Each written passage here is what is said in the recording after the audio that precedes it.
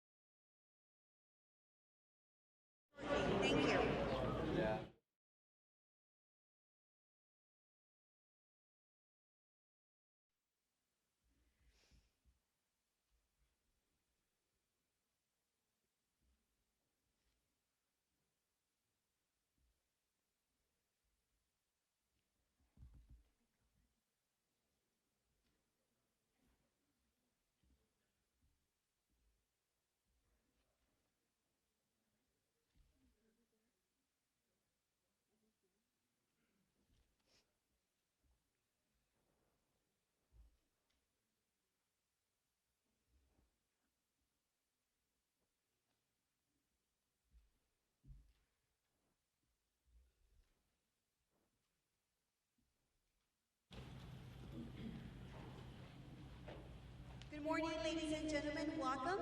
Buenos días, damas y caballeros. Bienvenidos. I hope you're enjoying this chilly morning. I know you are because we're out of coffee. Not a good thing.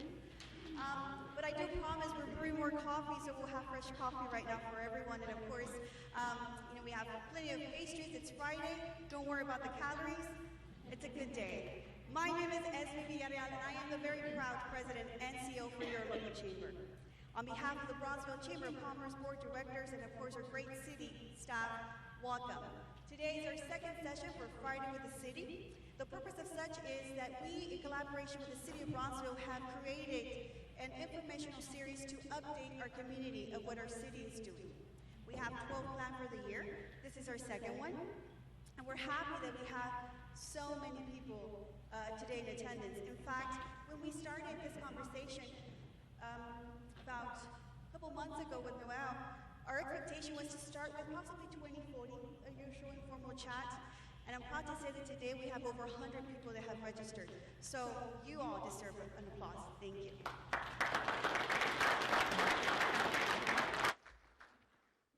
Now this is a great reminder for all of us as we today see so many present that it's very important that we all collaborate, and today really represents how collaborations and working together is the best that could ever happen for the betterment of our community. I'm grateful for all the community partners present. We thank you for your hard work. We have our economic development organizations here present, our city of course, and many other leaders that take pride in our city.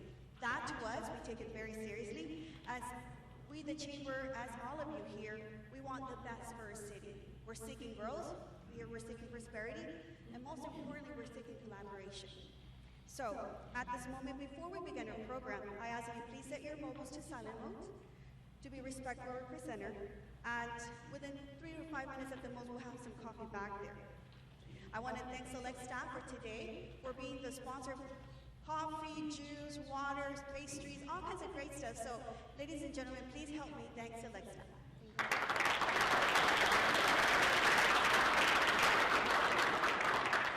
I now present to you, and it's always an honor, to introduce our chairwoman of the board, Ms. Maribel Baca.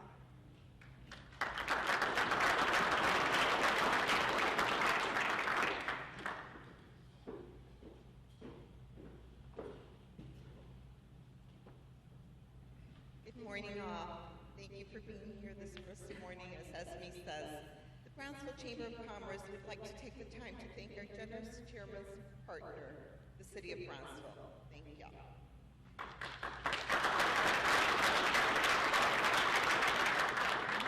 At this moment, I'd like to ask all elected officials present to please stand to be recognized for your service and your attendance. Mayor.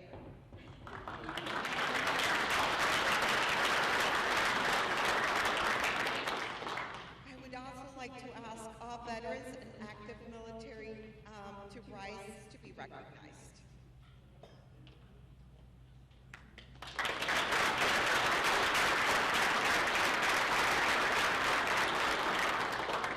Thank you for joining us this morning to learn about the role, responsibility, and vision of our city manager, Mr. Noel Bernal.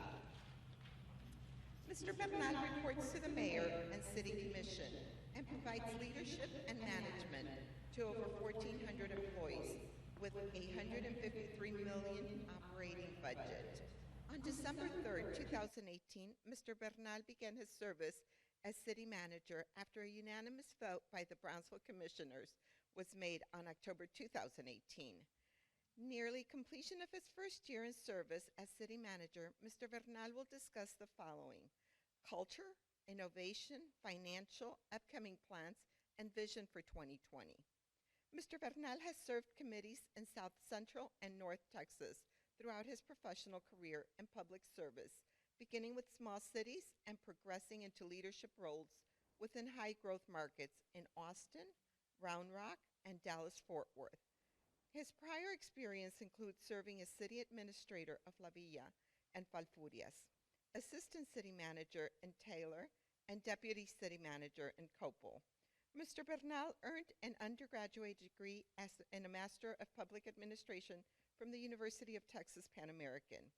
He is credentialed manager through the International City County Management Association, a certified public manager through the William P. Hobby Center for Public Service at Texas State University, and graduate of the Senior Executive Institute at the University of Virginia. His professional involvement includes being a member of the International City County Management Association, where he serves on the Smart Communities Advisory Board, and Texas City Management Association, where he serves as founding member of the City Managers of Tomorrow Committee. Chair of the Equity Task Force and former Region 7 Treasurer. He served on the Executive Board of Opportunities for Williamson and Burnett Counties, a nonprofit community action agency, and is a 2011 Texas City Management Association Clarence E. Wrightley Scholarship. I encourage y'all to take this opportunity to respectfully engage and ask questions pertaining to today's Friday with the city. City managers update Mr. Bernal as we have a question and answer session at the end of today's program. Help me welcome City Manager Noel Bernal.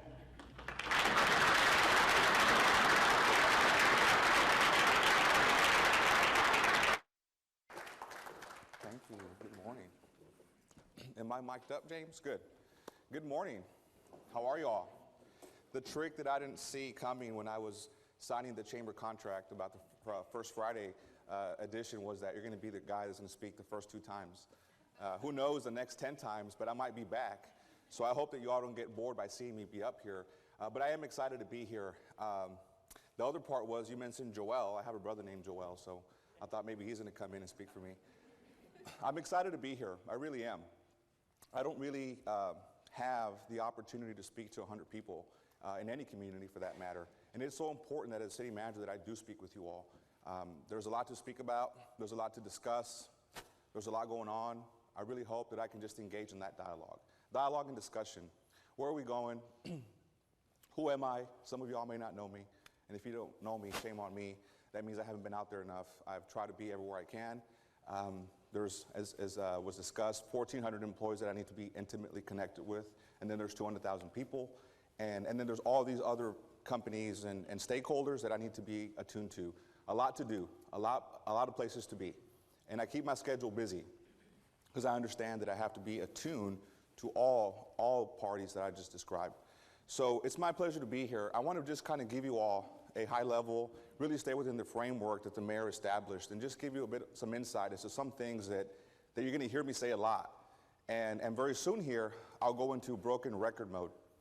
And because the consistency, the purity, and the clarity of the message that I share within the organization, even a year later almost, hasn't changed, won't change, and whatever results in performance you see from the city of Brownsville will be because of what that message entails, and I'll jump on that.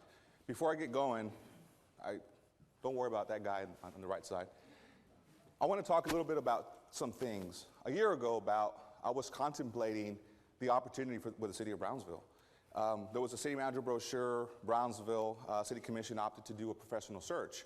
So they encapsulated challenges and opportunities that Brownsville had. And there was a lot of work on that sheet. A lot of challenge, a lot of opportunity, a lot of potential. You know, you all know about the potential and the assets that Brownsville has. Then I looked at the ideal candidate and I said, my gosh, they're looking for a blend of Batman and Superman. So I kind of went into my closet, put my cape on, and I submitted my application. And I said, let's see how this thing works out. Why did I choose Brownsville? Well, I was born in Weslaco. I have ties to the valley. My career, city management can be a mobile profession. I really challenged myself to get up to a place where I can make a difference, but also make sure I got some experiences that I needed to have under my belt. There isn't a more progressive place in Texas in the Metroplex. It's hard to bring into the region, but it's also great to bring it back someday to the valley. I didn't know when that was going to happen, but I'm glad it happened in Brownsville. So really, it was about making a difference, seeing all the challenges, seeing all the opportunities, and seeing myself right here, envisioning myself standing right here before you, saying I can be somebody who can come in and make a difference, because at the end of the day, that is why I signed up for this profession. City managers have a great, great platform to serve and make an impact. I knew that that wasn't enough. I knew that I was going to likely have to come in here and drill down further, ask a lot of questions, listen a lot, learn a lot. History, background, what are the skeletons in the closet, so to speak, not just within the organization, but also within the community. What's held us back? If we've had all this potential and things have kind of been the same over the years, what's held us back? So I did have a requirement, however, as part of that professional search to do a 100-day plan. So it made it easier. It made it easier to say, okay, well, I'm required to do it. I get to do it as part of the process, and that's what I'm going to execute. And the commission was gracious to give me those first 100 days to make sure that I met with the people that they felt I had to meet with. So in that process, I met with over 50 individuals, and believe me, I heard a little bit of everything, and I put it into a nice, pretty report that I then gave to the council, and then I then began to move on. That, in combination with my own observations, my own insights, as I looked at the budget, as I looked at the CAFR, as I looked at commission meeting videos, things like that. What have I observed? What patterns? What have I seen in all these different cities that I've been? And what are some of those insights that I could contribute? But also, in that process of what was described, I've come to learn and appreciate leadership at a whole different level. And that's kind of where I'll start, because having known all that I knew from what I read in the brochure, from my own analysis, the brightest idea that I could come up with, not having set foot in Brownsville yet, and this started even 2 weeks or so before I came down to Brownsville, I knew that one thing I was committed to doing since day one, because of the one thing that I know makes organizations great, period, and that's the culture of an organization. And I'm going to talk I'll talk about that to set the context, because the innovation piece and the financial piece, that's just a byproduct of what happens when you have people who are thinking strategically, who are thinking long-term, who are collaborating, who are getting things done, and you have an organization that's healthy and smart. You get results. So I spoke with the Herald back in April, and we touched on growth, and we touched on the immigration crisis, and we talked about the police chief search and a host of things. But the biggest thing, if I had a chance to be before the Herald, and the community was going to read this, the same way I'm before you here, what would I choose to talk about? My highest priority, the culture. You see, as a leader, your job, I'm not going to be the guy mowing the parks. I'm not going to be the guy answering the calls at dispatch. I'm not going to be the guy collecting a fine at court. That's not my role. My role is to help shape the vision, help set the direction, help create the environment, help create the conditions, help select the right team members that have the right quality, skills, and characteristics, what we call the heart set, the mindset, and the skill set, so that great work can be done within the organization. That's it. Sounds easy, sounds intuitive, it sounds soft, but that's the reality of what it takes to be successful as an organization. And as a leader, vision, communicating the vision, and communicating the vision again, being accountable and executing, hard to do. Not very radical, more hard to do. So that's been the highest priority. One of the things I was doing around the time that I was applying for Brownsville, and it just made all the sense, it just further kind of crystallized my mind. And earlier in 2018, I had gone to the Senior Executive Institute. I was in this state of just thinking a lot about leadership, a lot about my impact, a lot about my own life, a lot about the profession, next steps and stuff like that. I saw coming to the Valley back at some point 20, 30 years down the road. That was my thought. Satya Nadella, and Brownsville is not Microsoft. Brownsville doesn't create widgets. We're not in the technology business. We're not a technology company. We're not nowhere close in terms of wealth and capitalization. We're not Microsoft. What I want to just highlight here is, interestingly, organizations go through life cycles, right? And the way I see it is, when I get here, we're going to start a new cycle for Brownsville, a whole new life cycle, a renewal, a rebirth, a resurgence, a renaissance, whatever the case. And the third CEO of Microsoft, they went through a handoff back in 2016. And the biggest thing was, we need to fix our culture. We need to come back to what makes us great. You see, they had fallen behind in the cloud race, and they had fallen behind in the smartphone race. And Brownsville, similarly, has fallen behind in certain areas too. I've heard it all the time. I've heard it, we're behind, and we're this, and we're that. We're losing to McAllen, we're behind here. Well, why? Why have we not been executing, and why have we not been thinking and doing the things that can put Brownsville in a position of long-term sustained success? So the parallels were tremendous. Interestingly there, some of the ideas that led to them becoming and regaining a lot of the market share in the cloud and things like that, they already had those ideas in-house. They already had those people in-house. They just weren't actually executing. And some of the things you're going to see that we're doing that are innovative, we actually have had them in the hopper here. We've actually looked at them before, whether it was 5 years ago or so. We just didn't execute at the time. Why? So here's a model, here's a concept, and all these concepts put together make up what I call total alignment. And it's not just a buzzword. It's not really a fad or a flavor of the month. That's kind of what you face. That's the cynicism you're going to face when you come into an organization. It's not really a radical change. It's really more so of, okay, why are we here? We have to answer certain questions as an organization. People are wired, employees are wired to have to know certain things. They have to have purpose and meaning. There's a psychology behind leading organizations. And it's, if they don't know where we're going in 5 years, vision, if they don't know why they're here every day, mission, if they're not even talking about leadership and what leadership should look like, because you can have command and control leadership, the tell me what to do kind, that they come in and they're waiting for the answers to come from the top. If they're not supposed to be thinkers, if they're just supposed to be doers, if they can just behave in any which way, and that's going to be all right, which is going to affect performance, there's no behavioral value system that is the foundation for how we do business. What's the way of being that we're going to be? So we've embarked in this process. So before everybody wants results. That's on the far end, on the far right. But we forget about the environment. Think about companies, Wells Fargo and all these retail companies that are dying today. Many of them didn't have to die because of technology. Many of them just didn't change. Many of them just didn't adapt. Many times they knew they had the data. They just didn't change. It was the people. So our culture has been our top priority. And I'll check the time here. To me, this is the most important part. I'll talk on the innovation, I'll talk on the financial. This is the most important part. Here's our journey to date. And this isn't a list that we're just checking off. This isn't a going through the motions.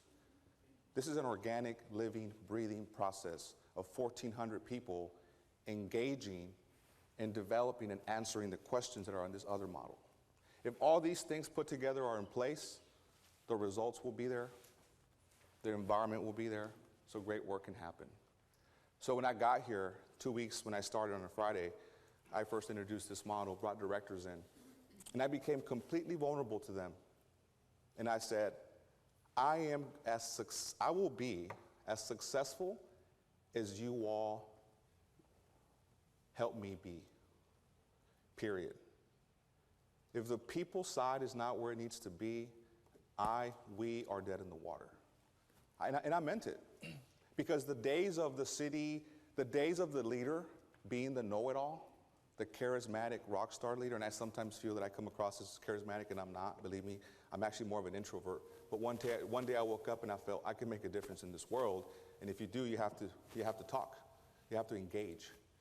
And I said, if I can't get your commitment, and believe me, initially, it's a lot of emotional commitment, right? It's an intellectual commitment.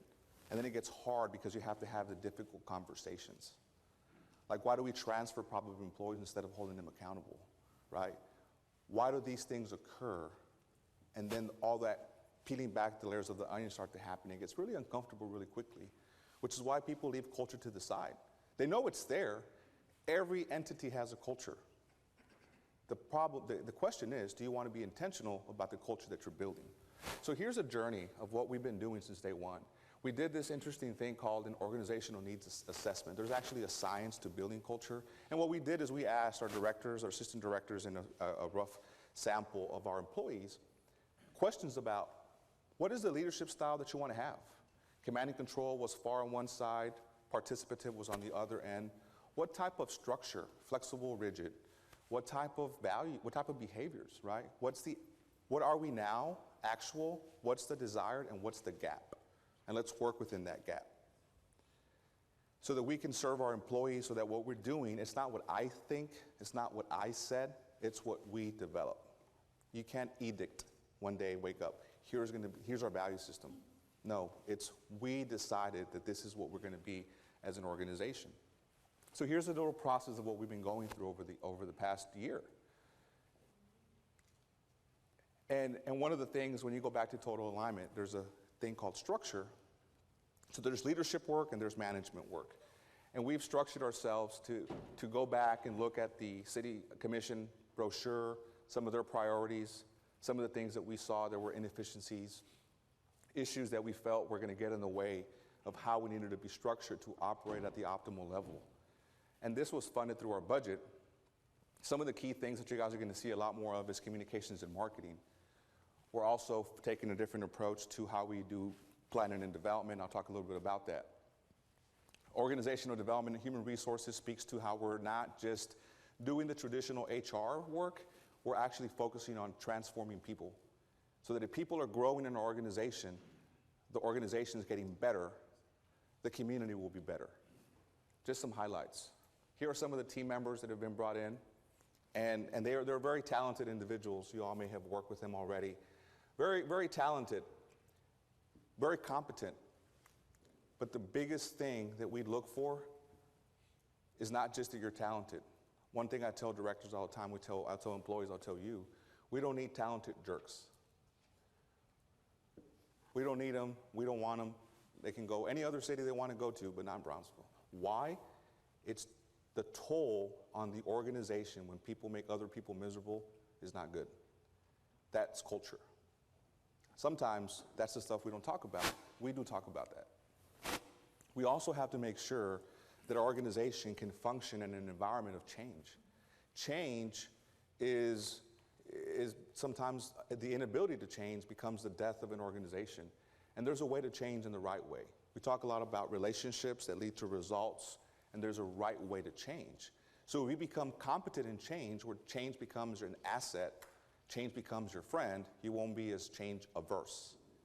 Change is something that people experience individually, and how you experience change and I experience change is totally different. It has to do with your lifestyle, your experiences. Maybe you came from an organization that's stunk at implementing change because they wouldn't communicate what's happening, they wouldn't talk about the why, what's the business case, it wouldn't engage you, and then from there on, you don't talk about change anymore. So here, certain members of our team went through that so that we can penetrate and implement change management across the enterprise, where we're aiding our directors and our departments in how we go about implementing change. We also have this book study. What we do as an organization, we reinforce it. We're going through a leadership program at the director level, but we're also reinforcing it through other tools that we bring in that speak to the things that we're doing, so there's alignment, and it's complementary. So change becomes something that for us is a constant. It's going to be inculcated into how we do business. So let's talk a little bit about innovation. I kind of talked about culture there, and I'd be happy to answer questions, but to me, that kind of sets the stage and sets the tone for everything else. That's the results part. Innovation. So one of the things that we've done is we've begun to look at growth in a much more critical fashion. Let's understand growth better.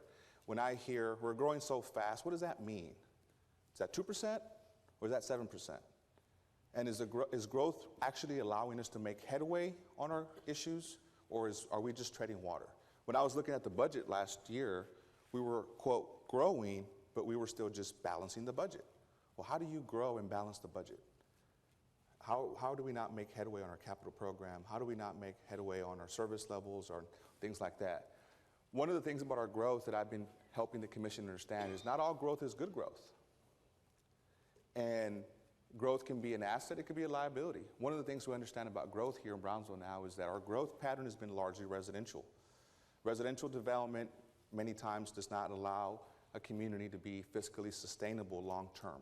Short term, you're going to see the permit fees go up, you're going to see the one-time shot in the arm. Sales tax might go up incrementally, property tax goes up. But long term, that road that you built, that infrastructure and those services, sometimes there's a net loss over time. And it creates a structural deficit, and it creates problems. So for us, it's how do we make sure that we're communicating and that we're approaching growth in the way that, if you look at industrial, it's 5%, that we are whole, short-term and long-term. We were talking with LNG companies this past week, and we asked them a question about what have you seen in different communities. Their project manager has implemented 7 LNGs, and he said, I've seen communities take advantage of, and I've seen communities get hurt by our investment. Sometimes it's transactional, what we do, sometimes it's transformational. And what he was basically saying is, you're gonna get all this new wealth, right? How do you make sure that you funnel that wealth in the right way? So for us, we understand that we've grown and we've left vacant parcels of land as we've grown. We have water lines, sewer lines, infrastructure, but there's no return, there's no tax base coming out of that. So one of the things we need to do here is just be more disciplined about how we grow. The further we grow out, the more it taxes our infrastructure, the more it taxes our services, and many times we don't get the return to allow us to cover the cost over time. So that's one thing that we're approaching in a different fashion. From our facility standpoint, we also had to recapitalize a lot of our facilities, and we're looking at doing that through becoming more energy efficient and repurposing those monies and pumping those dollars back into our facilities that are in need of a lot of attention. This program for White Fleet, we had a gap in how we were fixing our fleet. Our light to medium fleet for parks like planning, parks and recreation, public works, basically non-public safety, we were not able to fund it over time because the resources weren't there. It goes back to growth. And this year, we had a one-time increase because we had a reappraisal of our industrial commercial properties. Okay, we have new money. How do we best invest those resources? One of the things that we're doing is we're not just going and doing things the traditional way of purchasing all vehicles. We're taking a hybrid approach where certain wear and tear and high-use vehicles are instead being leased, where we can take that equity and recapture it in a 5-year cycle and leverage that equity to keep on replacing those vehicles over time, and certain ones that make sense we're purchasing, those that are more administrative in nature, that we can keep longer than 5 to 7 years. That's an important example because this idea had actually been floated around here years ago. The timing wasn't right. Perhaps we were trying to do it wholly.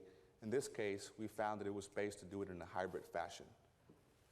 Another thing we're doing is how we're going back to growth, we're making sure that we streamline our development processes, permitting, planning. Some of you here may have that in top of your mind, especially if you're a developer. We're taking the time to fix our codes, to streamline. If we want to attract more capital investment, we must be prepared by having processes that are efficient, that are predictable, that make sense, and also that we're using tools such as form-based codes for downtown, where we're not taking, sometimes misapplying codes that are better for a suburban environment, for example, and trying to implement them in a downtown context. It's just not going to work. So that's an innovation for us because it's a major process improvement. Another thing we have here is our wellness program.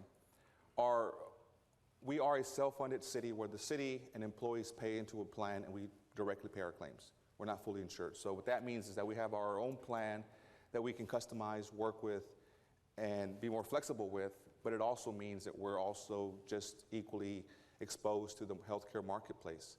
And we've been seeing increases much like you all do in your workplaces. And we're taking innovative steps to look at wellness programs, look at data analytics, look at financial modeling, a variety of things to be more proactive and make sure that we don't allow and kind of kick the can down the road and get ourselves in trouble down the road because we didn't manage our plan effectively. Going back to the financials, there's a host of other things that we did, and really this should come before the other. Here's the one-time anomaly year that we just had. I'll go back to this one. What this reflects is about a 7% growth rate for this past fiscal year. So we had a nice windfall of about $2 million of revenue. But that's because the appraisal district was undervaluing commercial industrial properties. So if you look at the orange line, that's really the growth rate for new investment. The blue line is on existing properties. And then next year, we start to get hit by a property tax cap that the state's going to overlay on all cities. How we leverage that one-time increase is we were becoming, at the general fund, more dependent on our bridge revenues. So we capped what we are transferring from the bridge to general fund to discipline ourselves and not be susceptible to that volatile revenue source that is tied to the peso and other macro level factors. What we did instead is we took the difference. We said, what is the amount that we want to discipline ourselves to general fund? We went back to 2018, and the difference of that, the balance of that, we're investing that in cash funding certain capital outlay, and I'll talk about that briefly here. We also invested in proactively funding our long-term medical benefit commitments to retirees. So that pay-go funding of roughly $400,000 allows us to be less debt reliant over time. What we also did is we looked at our debt profile, and because the interest rates are so low and we're growing and we want to continue to have flexibility to invest in our infrastructure to facilitate further growth, we want to marry public investment with private investment. We proactively looked at our debt profile and made sure that we're actually managing it effectively, all because of this one big year. How do we leverage those resources? So here's one example. Our debt profile, within our tax rate, we had capacity to do more capital investment. There was going to be a huge drop in 2024. We proactively restructured that without impacting the tax rate. No tax rate increase. Simply leveraging the wealth that we already have and the tax rate that's in place to level off the debt and make sure that we didn't see a huge drop, and also to front load and make sure that we can continue to implement and fund infrastructure that we know we need now because of the continued growth that we're experiencing, all in a net positive fashion in terms of current present value. Also, here's the capital outlay fund. A lot of the certain minor capital items we don't want to be using debt for. We don't want to be financing a 5 to 7 year life asset over 15 years. How do we take a system where we can pay cash for that? And that's what we did. The bridge fund, we actually went from $1.5 million in 2014 to $4.1 million in 2019. So there you go. That's a trend of increasing dependency. We scaled that back to 3.1 million, and the difference of that from 3.1 to 4.1 roughly. We're doing the fleet program in an innovative way, leveraging those dollars, and we're also cleaning up our capital program and taking things that we don't want to be using debt for and funding those on a cash funded basis. So that's some of the stuff that we're doing currently. In my mind, the culture part had a lot to do with those projects. I can tell you the stories. There's anecdotes that go with that. I'm very proud of our finance department. I'm very proud of various directors, because I'll tell you that they were challenged to look at the budget in a very different way, in a way that they've not looked at it before, and they did not dig their heels. Being innovative doesn't necessarily mean that you have to invent the next iPhone. There's a huge misconception about leadership. There's a huge misconception about innovation, that we make it unattainable. Everybody has to be Steve Jobs. That's not true. Being open-minded is a form of innovation. Improving a process incrementally is a form of innovation. Anything that you're doing to make it better, you go from a paper system to a digital system, you just innovate it. We're making innovation a lot more attainable for our employees. Going forward, the commission is currently wrapping up the 5-year strategic plan. Here are some things that are directly attributed to that.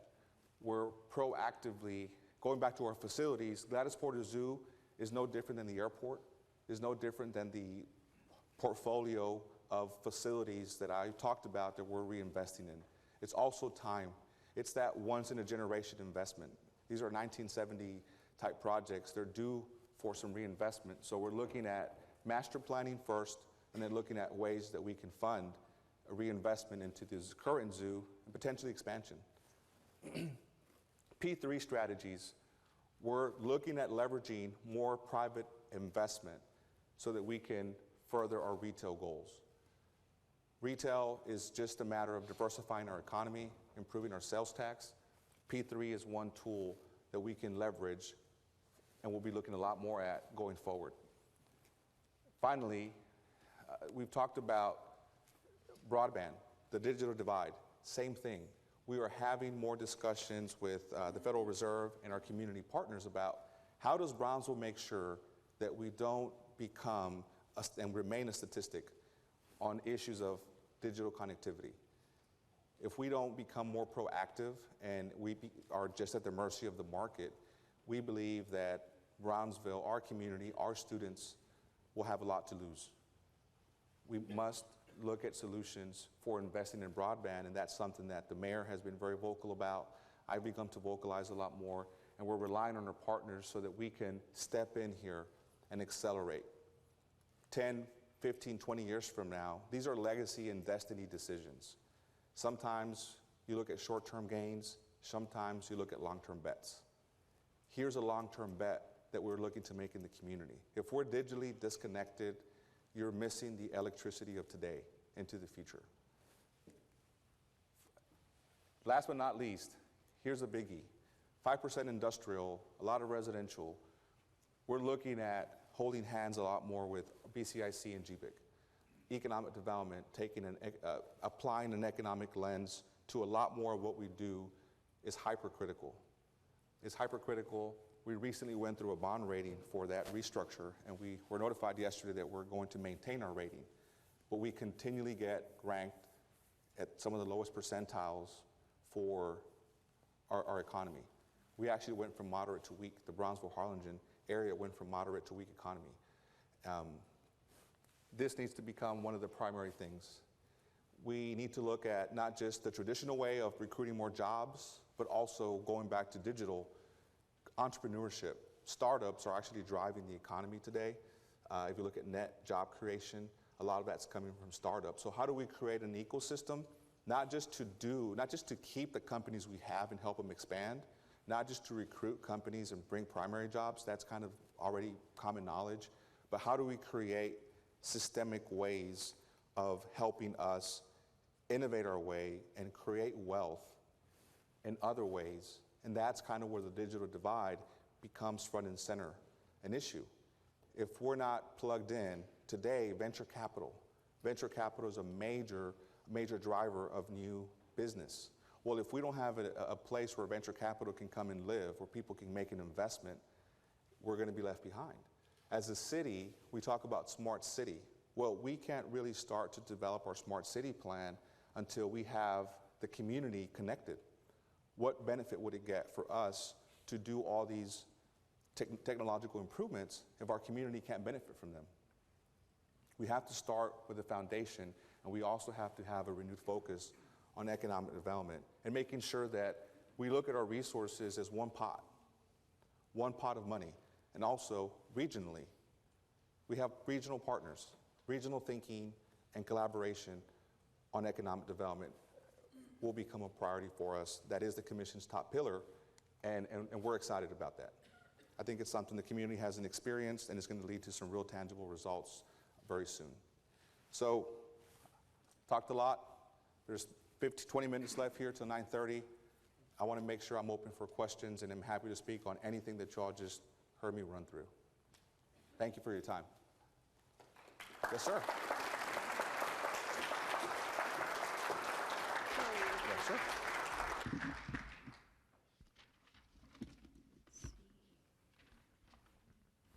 So, just give me one quick second, please. So before we go into our Q&A session, ladies and gentlemen, please help me thank our city manager, Mr. Noel Bernal. Thank you.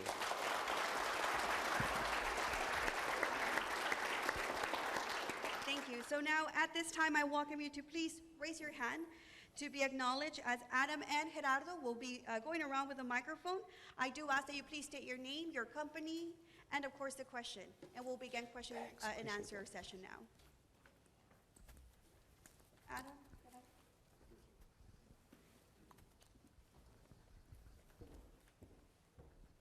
Hi, my name is Mark Stimac, and I have a real estate company called On Mark. We do commercial and industrial real estate.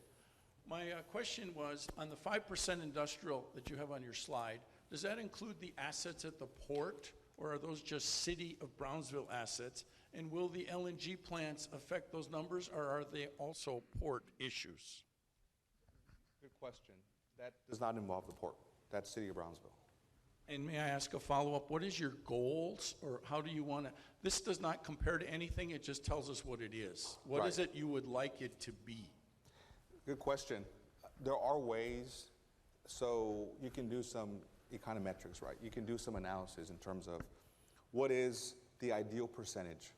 So we were in Austin last week, and their utility, Austin Energy, their former IT CIO, talked about how even on the utility side, this should ring true on their side. So they had 80-20, 80% residential, 20% commercial back in the 70s.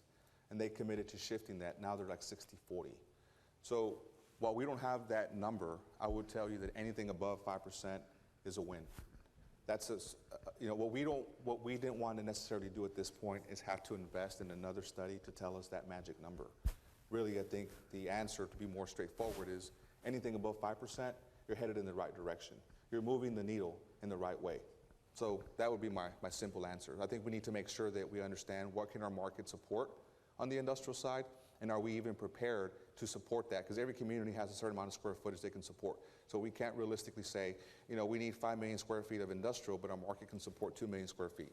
So there you go. It's a pie in the sky exercise at that point. I think for us, it's more simple of anything over 5%, we're moving in the right direction. Thank you.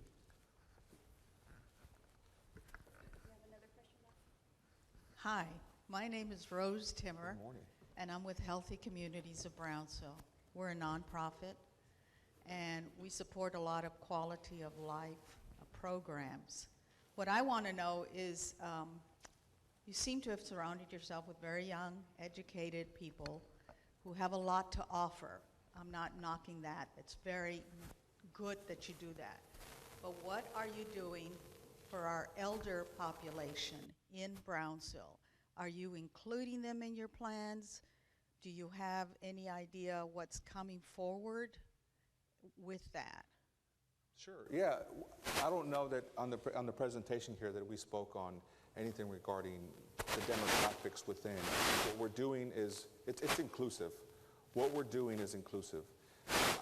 When I was meeting with the community, I heard a lot of issues, a lot of concerns regarding affordable housing, regarding our young population leaving. The senior population, for us, it's if we approach our planning in an inclusive fashion.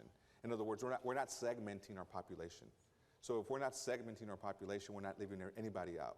We're making sure that everybody's included. I think one of the issues is, are we pursuing millennials? I don't believe I've said that we're pursuing millennials more over seniors, for example. We're not segmenting our population. We're making sure we understand our population and that whatever we do is comprehensive in nature and includes everybody. So if we're not leaving seniors out, seniors are part of the plan, because we do a lot through our CDBG programs, our HUD program. Most of our federal funding goes towards supporting seniors. We rehab elderly homes. We build new homes through home grants. So we already do a lot of things for seniors. I guess the question is there something is there a need that we're not fulfilling that we need to kind of go over and above and exclusively focus on seniors? But we're not leaving seniors out. We're being inclusive. There is a need. Brownsville is the largest city in the valley, I understand. It is. And we are the only city that doesn't have a senior center. Okay. Rio Hondo has one, Los Fresnos has one. Every other city has one or two. McAllen has 5. But Brownsville Okay. can't seem to get off the ground when it comes to a senior center where seniors like myself can go and socialize, interact, volunteer, and do good for the city. We have a lot to offer. Absolutely. Yeah, I don't disagree. And one of the things we're not doing is we're not going through a comprehensive plan process. I think when we do that, that's kind of where we're going to be able to hear. The Imagine Brownsville plan is still alive and well. We're not changing the plan. We're not what we're doing is really more tactical, more tied to our codes. I think when we open up the discussion, we're likely going to hear things like, well, we need more. I don't think the city could ever provide enough. Is there a gap in seniors? Potentially. I've not heard the senior center being something that's been brought up, but I don't deny that that is something that we need to be providing. Yes, ma'am.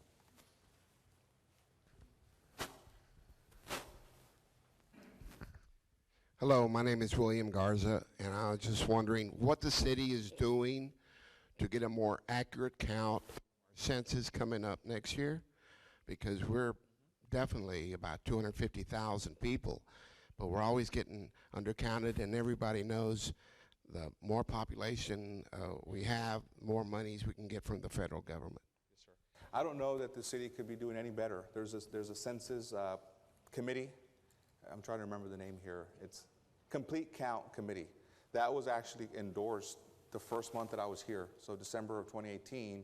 One of my very first meetings, the commission passed a resolution, and it's been a very active group. They're out in the community. Mirna Leal, I'm not sure if she's here, with planning. She's been spearheading that from our office. I'll tell you that the city is, one of the things about the census this next year, there was a question of the immigration that was potentially going to be on there. It didn't happen. Then the other issue is it's going digital. So we need to be able to then support our community members so they can actually fill that out through the use of a laptop or other methods. So for us, we're not leaving anything up to chance, I think, from the census standpoint, and I've seen that throughout the valley. But Brownsville is, if you go to McAllen or you go to Harlingen or you go to Brownsville, I think when we had our complete count committee, we had the county with us, we had Harlingen here, because Brownsville was taking the lead on census efforts. So I think we have a very good method and system in place. Other questions on the other side?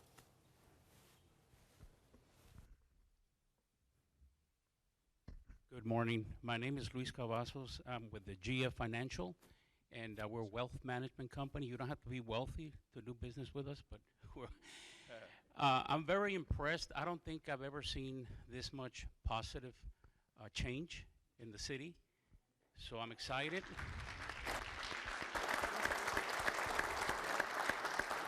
And I'm curious to know whether there's been some turnover because of that change, some people that might not agree with it, or how you're dealing with that? Yeah, great question. Very good question.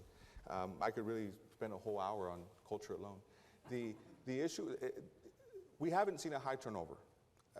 I'll tell you that with the culture we're seeking to build, because we're not there. I get asked by employees, what's the 5-year plan? And I said, you all tell me. You all tell me, because building leadership is a journey. Sometimes a destination, there is no destination. It's a continual journey that you're on. You're always improving. You're always getting better. We've not seen a high turnover. I'll tell you that it's not been easy for everybody.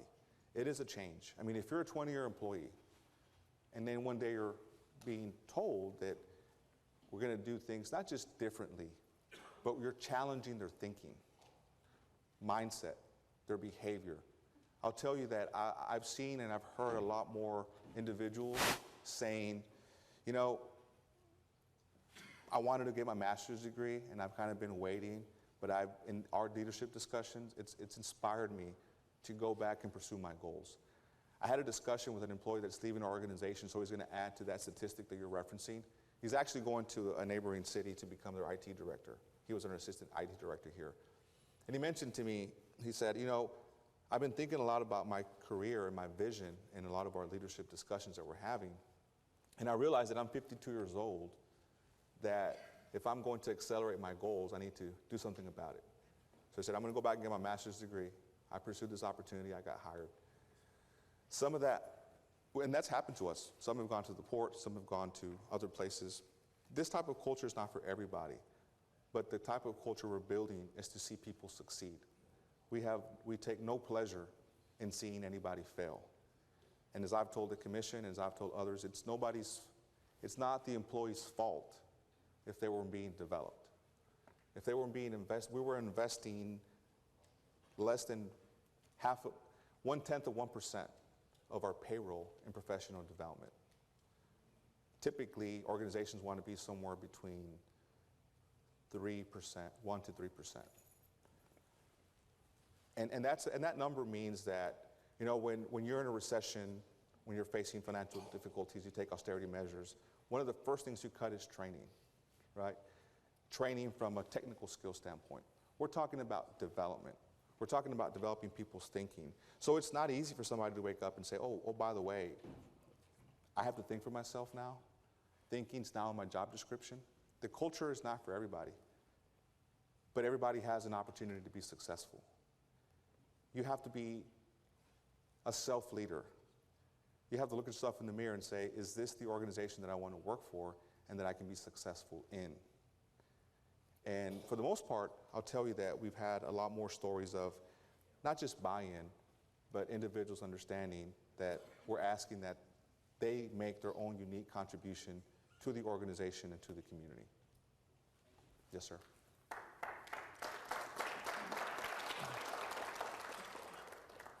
Any other questions? Yes.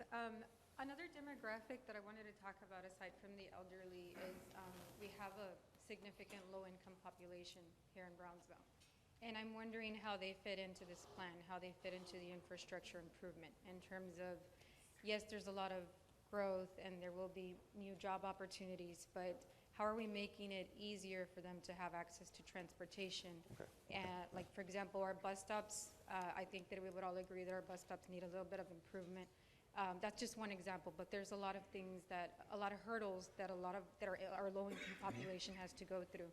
How are we fitting them into this, and what plans do we have to make things easier for them? The question was the elderly, correct? Yes, so one of the things, and I didn't touch on that department, when the MPO consolidated, we took the lead because bike pads is a huge thing in Brownsville. Bike pads, transit, we're the #1 transit entity in the valley, and then the highway planning went to RGV MPO, so we created a multimodal transportation department. We're working on our first multimodal plan so that we connect all these services together. We recently went through a route realignment to better position. We couldn't increase service, but we made sure we filled gaps that we had in where we have retail hubs or healthcare hubs or where the employment centers are. We realigned that. I think the other thing is when it comes to our planning, we've had a lot of suburban type growth north of Ruben Torres. Suburban growth is not terribly bad. Sometimes it's not very sustainable from a cost perspective when you look at infrastructure. It's built for the vehicle. So what we did this past weekend is we went to Austin. We went to see 6 mixed-use sites. We want to look at mixed use. So during the recession, one of the things that really thrived and became more evident is that a mixed-use, denser, more wide pattern is better for active living. It's better for the elderly also. It's also better financially. So we're looking at ways of how do we build our city out in a way where the development pattern is conducive to the elderly. So the elderly would, for example, would thrive much better under a mixed-use type pattern versus a suburban type pattern. We're looking at all these different things, integrating our planning, integrating transit, bike ped, transit and mobility overall, even the wellness piece. But all those elements can be taken into play, when you're doing your planning. That's really when you do it right, because when you find yourself that you built out in a way where you're sprawled and it's hard to get to certain amenities and services, it's probably because you did it to yourself, because all of that can be planned properly. Any other Yes, ma'am. questions?